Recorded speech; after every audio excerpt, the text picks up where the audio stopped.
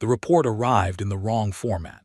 That was the first thing oversight analyst Vane Careth noticed, not the contents, not the classification levels stamped across the header in 3 languages, but the fact that the document had been submitted as a physical paper printout, folded once down the middle, and slid under the door of the Galactic Cooperative's Regional Assessment Bureau sometime during the night cycle. No sender identification. No transmission record. No digital origin signature. Just paper, which was a material so archaic that Vane Careth had to ask his junior cataloger what it actually was. "It's compressed cellulose," the cataloger said. "Organic, the humans use it." "Why would they use this?" The cataloger had no answer. Vane Careth unfolded the document. At the top, in standard cooperative script that had clearly been typed rather than printed by any known human interface, were 4 words that would later become the subject of 7 separate interspecies academic papers, 2 diplomatic inquiries, and 1 emergency session of the Cooperative Security Directorate. "We apologize in advance." Nobody took it seriously at first. That needs to be understood clearly, because everything that came afterward, every catastrophic miscalculation, every shattered assumption, every moment when a species that had been managing galactic affairs for 11,000 years found itself sitting in silence trying to figure out how it had been so completely, so thoroughly, so almost impressively wrong. It all started from a position of absolute confidence. The Galactic Cooperative had encountered 214 spacefaring civilizations in its history. It had a classification system for them, a rubric, a threat matrix developed over millennia of contact events, calibrated by the finest strategic minds 12-member species could produce. Humanity had been assessed, evaluated, scored, and filed. Their file was thin. That was the first mystery Vane Careth encountered when he pulled the full record. Not the apologetic paper note, that was merely strange, but the file itself. 43 years of contact with humanity, and their official assessment document was 41 pages shorter than the file on the Mervyn, a species that had never successfully left their home system. 41 pages of absence, of things not recorded because the people doing the recording hadn't thought them worth writing down. The second mystery followed immediately. The file had a secondary classification flag he'd never seen before, not a threat level, not a diplomatic category, but a small notation in the administrative margin that read, "See also, containment incidents resolved." When he searched for those records, the search returned an error, not a classified access error, an error that suggested the files had never been properly created, as if someone had referenced documents they intended to write and then never gotten around to writing them. And the third mystery, the one that kept him at his desk long past his shift cycle, was the assessment score itself. On the Cooperative Standard Civilization Readiness Matrix, humanity had been scored a 2.7 out of 10. Low resource base, limited strategic reach, emotional decision-making architecture rated as a significant liability, combat capability listed as negligible pending technological uplift. There was a note at the bottom from the original assessment team, handwritten in the evaluator's own script, which was unusual and suggested it had been added after the official document was finalized. It said, "Do not provoke. Reason unclear. Flag for review." The review had never happened. Vane Careth looked at the folded paper note again. "We apologize in advance." He looked at the date the note had been slid under his door. He looked at the date the most recent entry in the human file had been logged. The most recent entry was from 6 weeks ago. It was a routine shipping lane compliance report. Humans had been fined, again, for using non-standard cargo containers on the Hellion corridor. The fine had been paid in full within 48 hours, which was actually unusually prompt for them, and the compliance officer who processed the payment had noted it with mild approval and gone home. 6 weeks of silence. Then a paper note under a door in the middle of the night. Vane Careth picked up his communication terminal and opened a channel to his superior. "Director Ospalev," he said, "I think we may have missed something. Missed something regarding which species? Humans." There was a pause on the line. Not a long pause, barely a second, but it was the kind of pause that, in retrospect, meant the person on the other end already knew something they hadn't yet decided to share. "Send me what you have," the director said. "And Vane Carath, don't file this internally yet." The thing about humanity's position in the Galactic Cooperative is that it had become something of a running joke. Not a cruel one exactly. More the kind of gentle, affectionate condescension one might extend toward a child who insists on carrying the grocery bags despite being physically unable to lift them. Humans were, by every meaningful metric, a junior species in a senior species institution. They'd been granted observer status rather than full membership. They had 2 seats on the Advisory Council, which was technically a governing body in the same sense that a suggestion box is technically a governing body. They had submitted 847 formal proposals to the Council over their 43 years of contact. 6 had been acknowledged. None had been adopted. They kept submitting. That was the thing the other species found most endearing about them, the sheer refusal to read the room. A species with the strategic weight of a very small moon kept showing up to galactic governance meetings, kept raising their hands, kept writing things down on their paper, and submitting them through the proper channels, as if the proper channels were going to open for them, one day simply because they'd been persistent enough. The Murathi delegates called it the human ritual. The Sesovian bloc had a term for it in their language that translated roughly as the polite noise from the small table. Even species that genuinely didn't dislike humans found the whole thing slightly absurd, the way watching someone argue with the ocean is slightly absurd. Not hostile, just categorically misaligned with reality. Commander Sira Voss knew exactly how her species was perceived. She'd been the lead human liaison to the cooperative for 9 years, which meant she'd spent 9 years smiling at jokes she wasn't supposed to understand, accepting condescension she wasn't supposed to notice, and watching galactic policy get made in rooms she wasn't quite allowed into. She was 44 years old, had the calm, unhurried manner of someone who'd learned to treat silence as a tool rather than a void, and she had 3 personal rules that she'd never broken and never explained to anyone. The first rule, never apologize for being in the room. The second rule, always let them think they have more time. The third rule, finish what you start. She was sitting in a conference chamber in the cooperative's regional administrative hub when Vane Carath's inquiry reached her office. She wasn't in her office. She was in the conference chamber because the Sesovian delegates had requested a non-binding consultative dialogue about proposed adjustments to humanity's observer status. Specifically, a proposal to reduce humanity's advisory council representation from 2 seats to 1, in the interest of streamlining deliberative efficiency. The lead Sesovian delegate, a tall creature with translucent secondary eyelids and a reputation for elegant political maneuvering, had framed this as a kindness.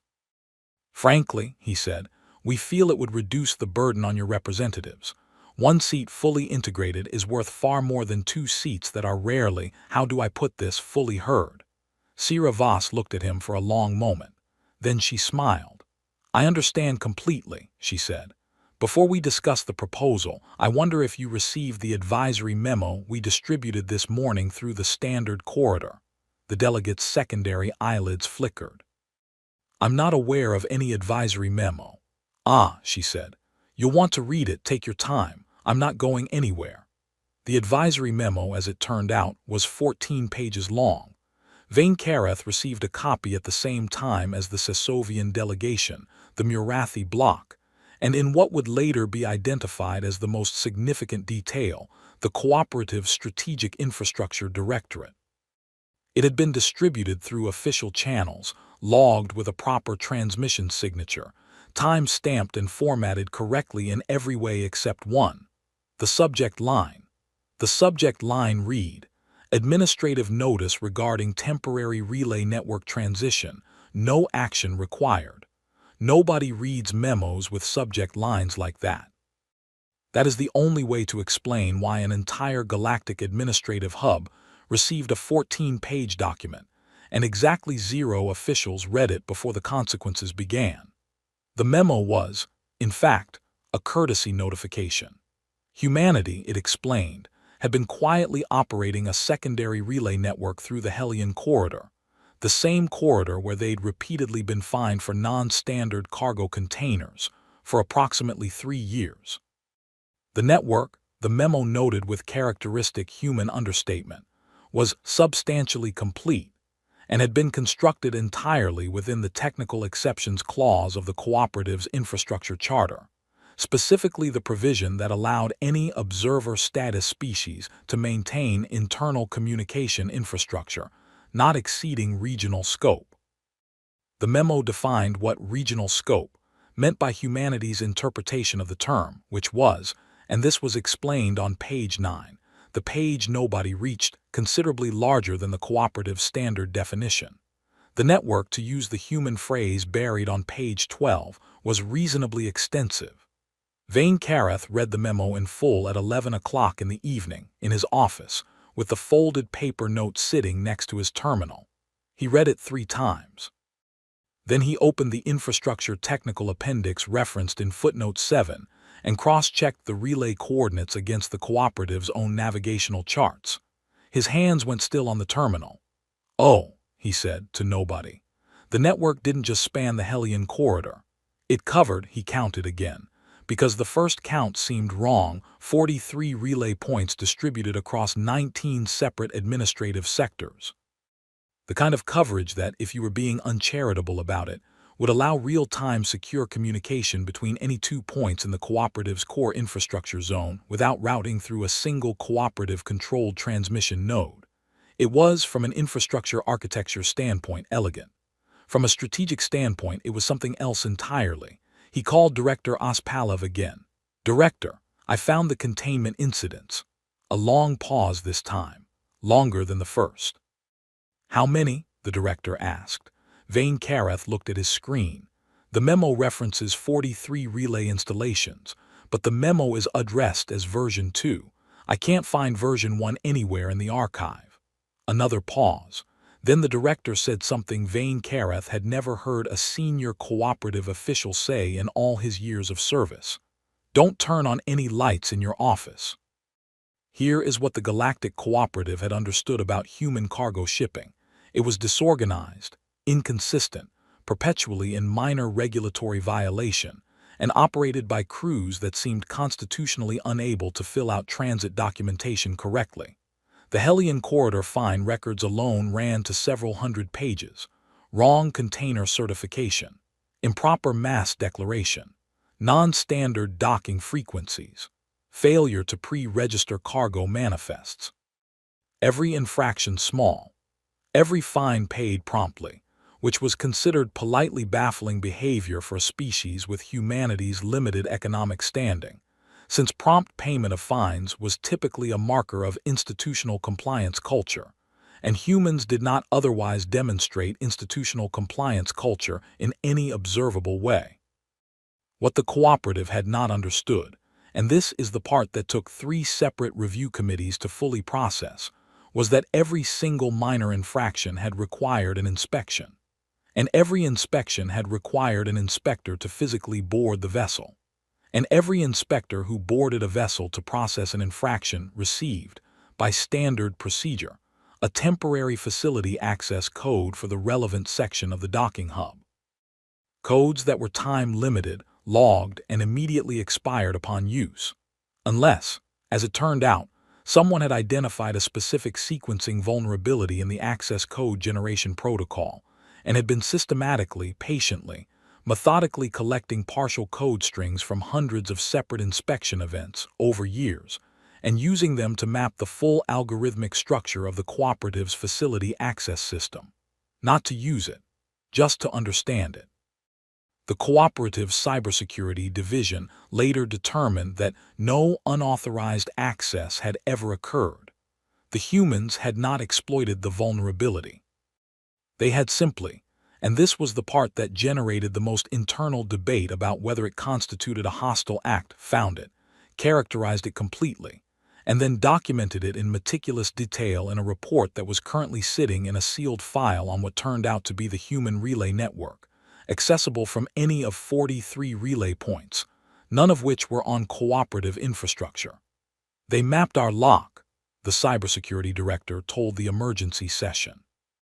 They built a copy of our key, and then they put the copy somewhere we can't reach it and sent us a polite memo explaining what they'd done, and the memo was formatted so our automated systems wouldn't flag it as significant, and he stopped.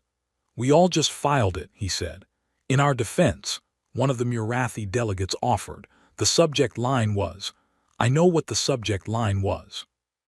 At that moment, and the security footage of the emergency session would later be reviewed by approximately every strategic analyst in the cooperative with access to the archive. A notification chimed on the session chair's terminal. Every official in the room looked at it.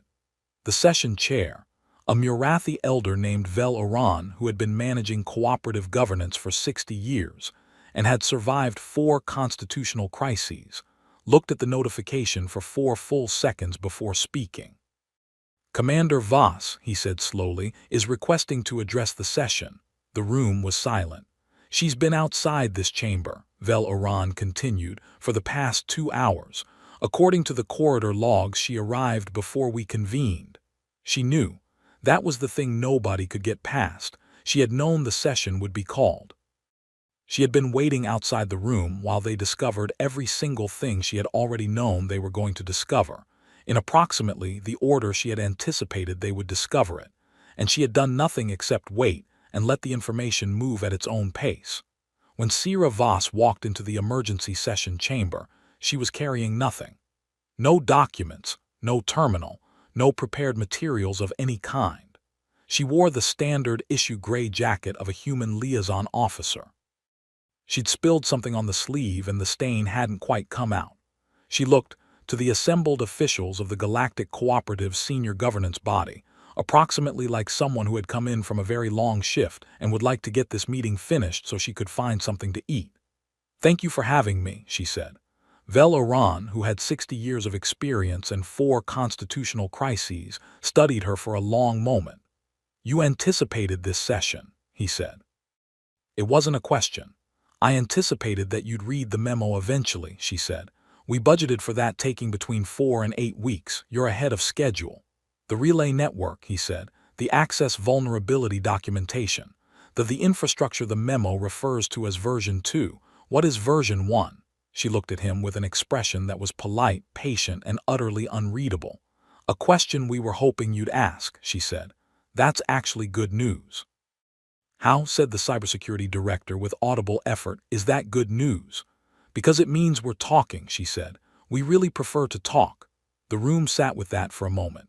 Commander Voss, Vel Oran said quietly, how long has your species been doing this?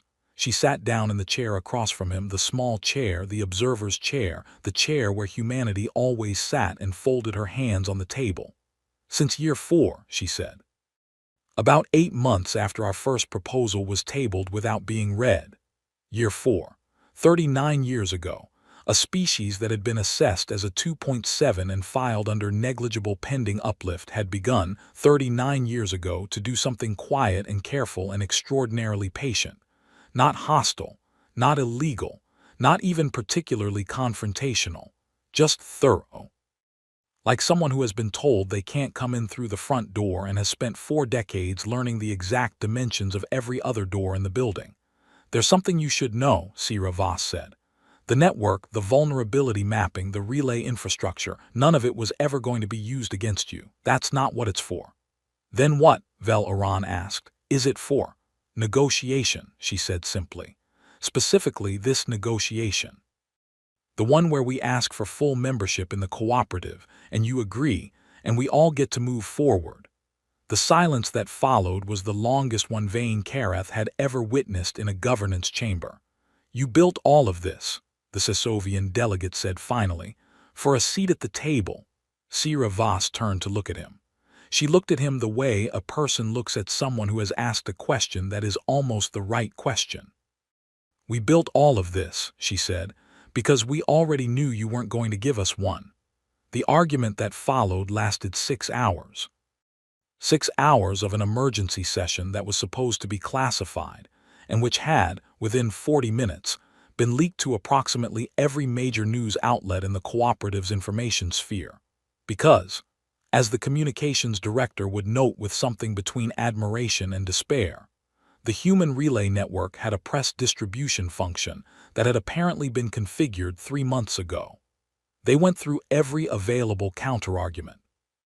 The relay network was unauthorized infrastructure, except it wasn't, technically, given the exceptions clause. The vulnerability documentation was a threat, except it hadn't been exploited, and the documentation was now publicly filed and would need to be addressed regardless of what happened to humanity's status. The entire operation was a form of coercion, which it was, technically, except that every piece of it was reactive, proportionate, and had been preceded by 39 years of humanity trying the completely legitimate and completely ineffective alternative first. Vane Karath sat in the back of the chamber and watched and said nothing, because he was a junior analyst and it wasn't his place to speak. But at some point during hour 4, the Murathi delegate leaned over to him and said quietly, the paper note, was there anything else in the file? Vane Karath thought about this. The file was thin, he said, 41 pages shorter than it should have been. Yes, the Murathi delegate said. I've been thinking about that. 41 pages shorter. Do you know what that means? Vane Karath looked at him. It means, the delegate said, that whoever originally assessed them recorded everything they saw. They just didn't record what they didn't see. And these, he gestured towards Sira Voss at the other end of the chamber, these people are very, very good at not being seen. The vote came at hour 6. 31 members of the cooperative senior governance body, voting on immediate elevation of humanity's status from observer to provisional full membership pending a 5-year integration review. The provision had never been invoked in the cooperative's 11,000-year history. It existed as a theoretical mechanism for exceptional circumstances. It required a 2/3 majority.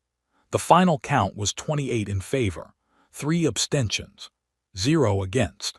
The abstentions were from the Cybersecurity Directorate, who submitted a written statement indicating they felt they needed more time to assess the full implications of the relay network before casting a vote. The written statement was, everyone noted, 8 pages long, properly formatted, correctly filed through official channels, and had a subject line that read, "Administrative notice regarding voting record, no action required." Nobody laughed. Several officials came very close. Sira Voss did not laugh either. She accepted the vote outcome with the same unhurried calm she'd had at the start of the session, shook hands with Vel Oran in the human style, which visibly surprised him, and then excused herself to step into the corridor for a moment. Vane Karath, following on an impulse he couldn't entirely explain, stepped out after her. She was standing by the corridor window, looking out at the transit lanes beyond the hub. She was sending something on a small personal terminal. A message. Short one by the look of it. The paper note, he said. The apology. What exactly were you apologizing for in advance? She finished sending the message, put the terminal away, turned to look at him with an expression he couldn't read. The mess, she said. What mess? Everything worked. Everything by any reasonable standard went exactly as you intended. Sure, she said. But you're going to spend the next 4 years reviewing 43 relay installations and trying to determine whether any of them have capabilities we didn't mention in the memo. She paused. They don't, by the way, but you'll need to check. That's the mess. We made work for a lot of people. Vane Karath thought about that. Version 1, he said. The memo's first version. You didn't answer when Vel Oran asked about it. She was quiet for a moment. No, she said. I didn't. Is it in the relay network? She looked at the transit lanes again. The ships moving out there, some of them human vessels, he realized, which meant some of them were probably relay-linked, which meant she could theoretically see their telemetry from the terminal in her pocket, which meant the original assessment of humanity, Vane Karath said slowly, was scored by a review team, and the final note, the handwritten one, said, "Do not provoke, reason unclear." Who wrote that note? Sira Voss looked back at him. The corridor was quiet. Somewhere in the chamber behind them, 31 senior officials were explaining to their respective governments what had just happened. Dr. Yemi Ashford, she said. First contact liaison, Earth delegation. She was 26 years old. She was on the assessment team as a junior observer. She wasn't supposed to write anything in the final document, but she did. And she wrote, "Do not provoke." She wrote it because she'd been watching the assessment team make their scoring decisions. Every time the team looked at humans, she said later, they saw what was there. They were very good at that, but nobody was asking what wasn't there yet. A small pause. She was my mother. She spent the rest of her career working on the relay architecture. She didn't live to see it finished. The corridor was very quiet. Version 1, Vane Careth said, is the original plan, the one your mother started. Sierra Voss didn't answer. She didn't need to.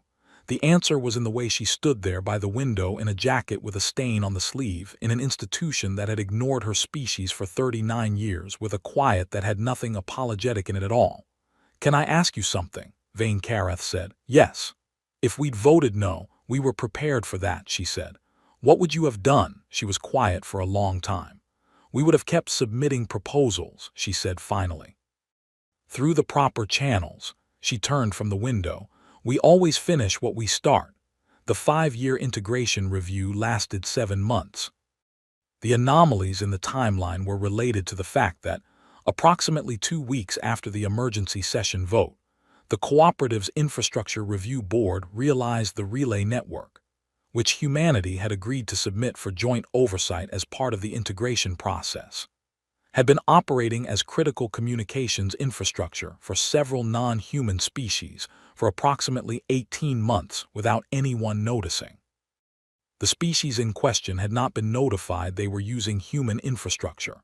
They had simply found it, used it, and found it consistently reliable. When asked about this during the infrastructure review, the Human Relay Operations team produced documentation showing they had, in fact, sent advisory notices to all affected parties at the time of network activation. The notices had been formatted correctly, filed through official channels, time-stamped and logged. Subject line: Administrative notice regarding regional relay availability. No action required. The Infrastructure Review Board's director, an 11,000-year institutional memory's worth of experience condensed into a single Murathi administrator named Sesvo, looked at that subject line for a very long time. Then she looked at the human operations team seated across the table from her, 4 people, 3 of whom were in their 30s, one of whom looked to be barely past 25 and was apparently the lead engineer, which should not have been surprising and somehow was. "I want to understand something," Sesvo said. "Not strategically, not institutionally. I want to understand it as a question about your species." She leaned forward.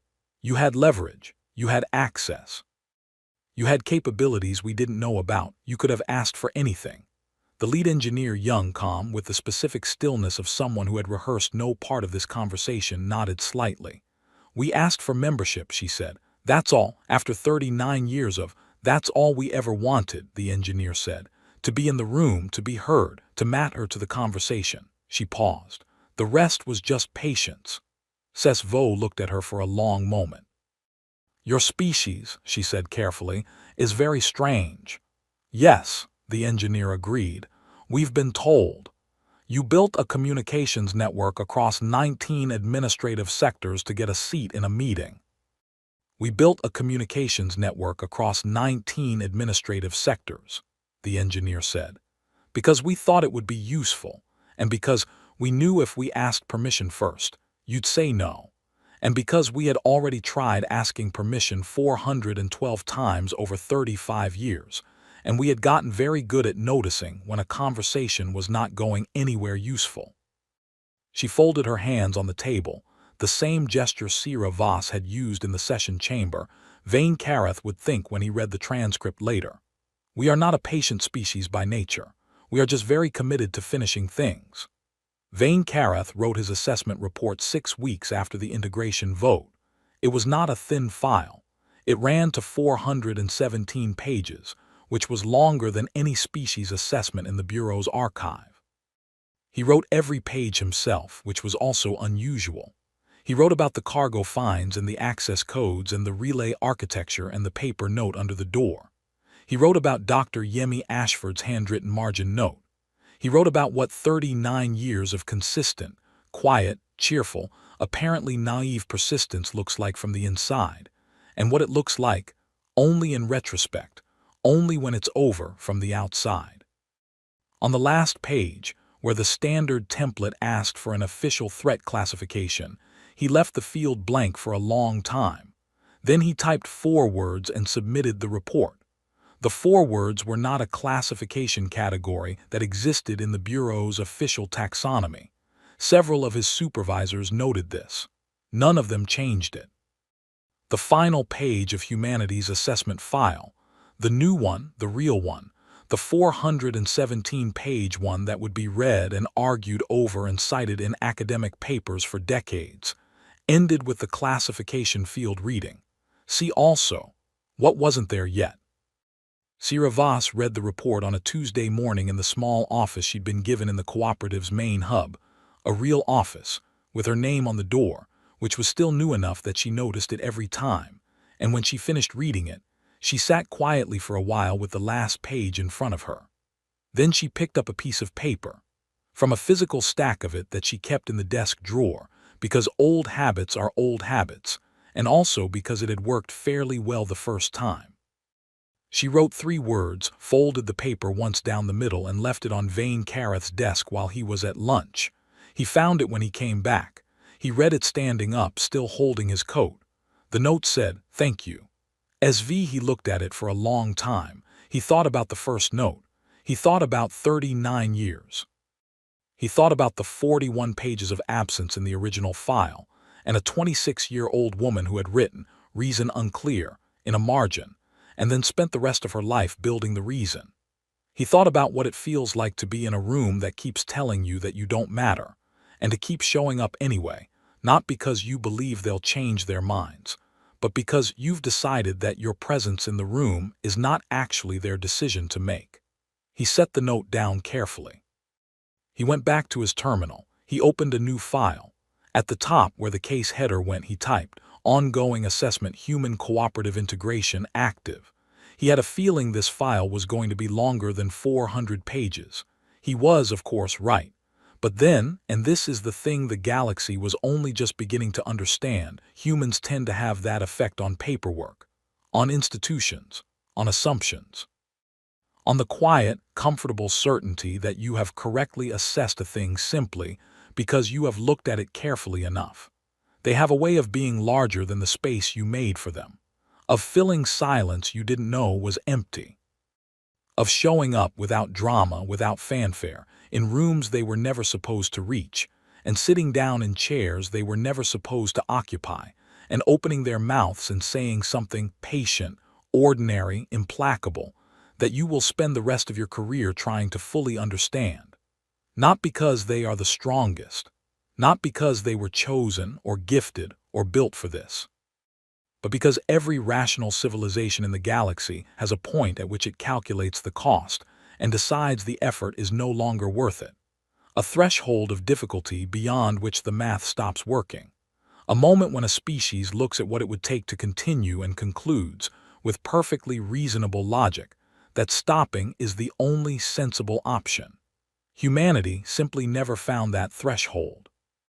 Or if they found it, they looked at it the way Storie Voss had looked at the Sasovian delegate who'd offered to reduce them from 2 seats to 1, with that patient, unreadable expression. And then they kept going anyway, not because they didn't see it, but because they had decided, somewhere in those 39 years of submitted proposals and paid fines and quiet infrastructure projects, that the threshold wasn't actually there, that it had never been there. That the only thing that had ever been there was the next step, and the step after that, and the step after that.